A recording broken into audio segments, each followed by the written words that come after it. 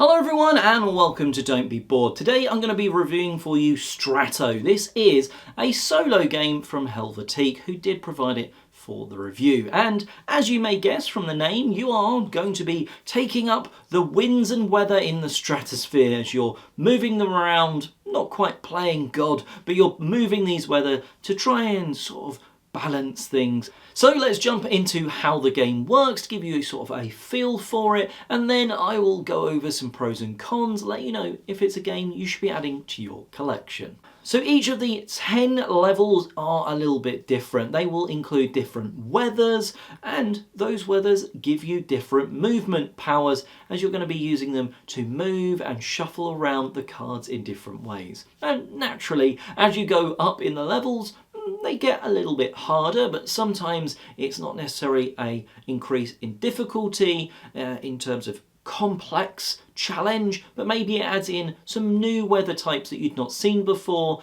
So looking at just like the level 0, you have sort of wind and water, and you're trying to, in this case, not play too many cards because you have a limit of how many cards you can play on either side, but you're trying to get right next to the tornado on either side, matching types, and you can see that from like the challenge card, and also you get these nice little reminder cards of what the different weather cards do. So once you've set up, you'll have this sort of nice patterned board, but you don't want it in patterns. You don't want water, wind, water. You want like all the water together on the water side and wind together on the wind side. And you're going to be playing one of the cards from your hand of 3, then drawing back up and going again until you've either won or lost. So you've got the wind. Now the wind I like to think of as blowing something away, and the water one is sort of dripping towards you. That's how I remember them, and therefore the power is when you play a wind card, it's going to push the sort of card next to it across to the other side somewhere in that row, whereas the water one is going to pull the card at the opposite end of the row towards the tornado in the middle, and you can choose either side. By playing these cards, you're manipulating what cards there are. Now the caveat in this sort of whole game is you can never play a card that doesn't really affect anything. And what I mean by that is, let's say there's 2 wind cards that you would effectively swap round.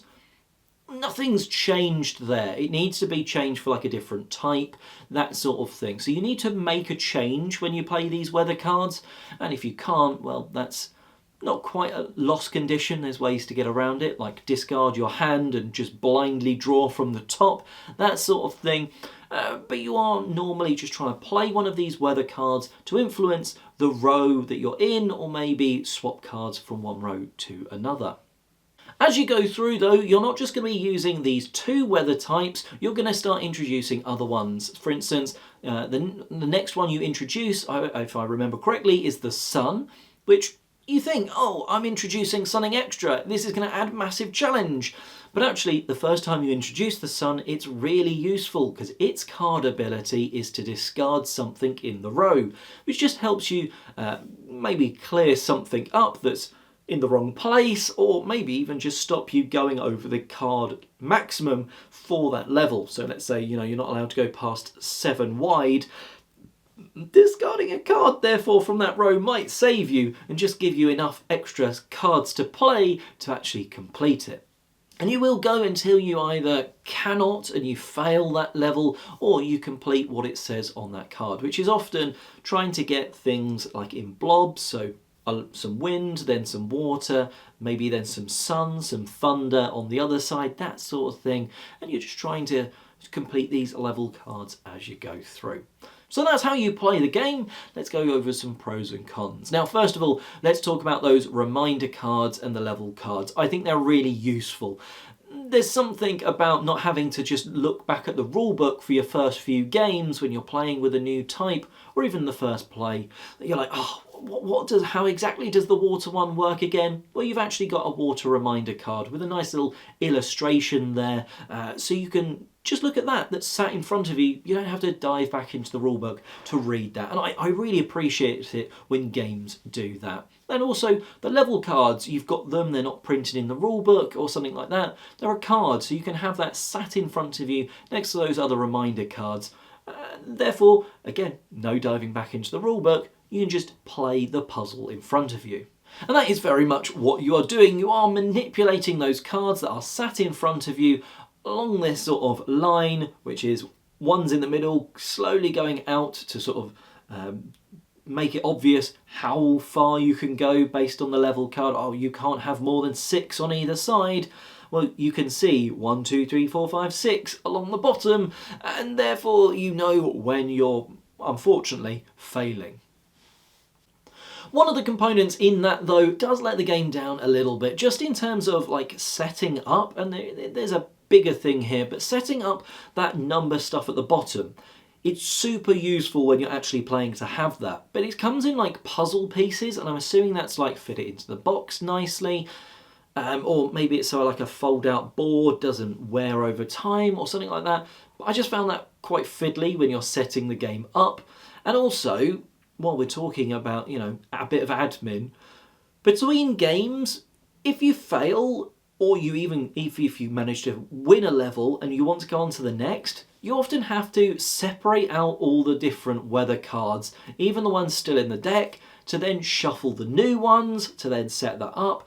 And actually, you do spend a fair bit of time doing some of this admin. As I find with many solo games and solo puzzles, you do have to put a little bit of time in, you know, 5 minutes to set the game up, and then you are actually playing for maybe like 15 minutes or something. So it's not like you set up for 5 minutes and you play for 5 minutes, which would be horrific, but I still think it's quite a lot of like setup or admin of shuffling the cards to set the game up, to unshuffle them, and yeah, you get the picture. There's a bit of admin with shuffling or unshuffling cards into the different groups that I think will put people off, and it's the sort of thing which may stop me playing the game more in the future, just because I'm sat there thinking, oh, I could play this, but I'd have to set it up, versus another quick solo puzzle which is just a grab and play.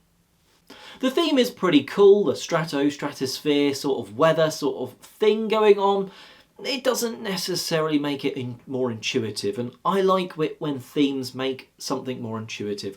Like I said, the wind power is like to push a card away, but then the water card is like to pull one towards. I know it's not for this sort of game, but almost, you know, a magnet would maybe be more intuitive as pulling something towards. You could still have a fan being pushing a card away, and that sort of stuff in my head thematically would help you just intuitively learn what that power is. The fact you have those reminder cards does help, but I prefer when a theme isn't just for nicety, it maybe makes things easier, and I don't think it does in this case. So Strato, a solo puzzle game which I think you can definitely get your teeth stuck into. There might be only 10 levels, but you're going to struggle after a few of those levels, and they're easily replayable. Just because you've completed that puzzle once definitely does not mean you know how to do it again. You've still got the cards coming out the deck maybe in a different order, meaning the powers you've got available to you are different. And, well, each of those levels does feel quite different of how you're trying to do things, and it's stepping the difficulty up, shuffling in new weathers and stuff like that. And you know what? You could probably come up with your own by swapping some of the powers in and out if you really wanted to. And I think you're going to have played the game a lot to get to that point, which, well, I think that shows that there's definitely a good amount of content in the box if this sort of puzzle is going to really vibe with you. Hopefully that's let you know if Strato would be a game to be added to your collection or not. You're looking for that solo puzzle? This is definitely a solo puzzle. Whether it's for you or not, hopefully I've helped. Anyway, until next time, let me know your favourite solo puzzle in the comment section below, and check out other news, reviews and stuff here on Don't Be Bored. Until next time, have a Strato-filled good day.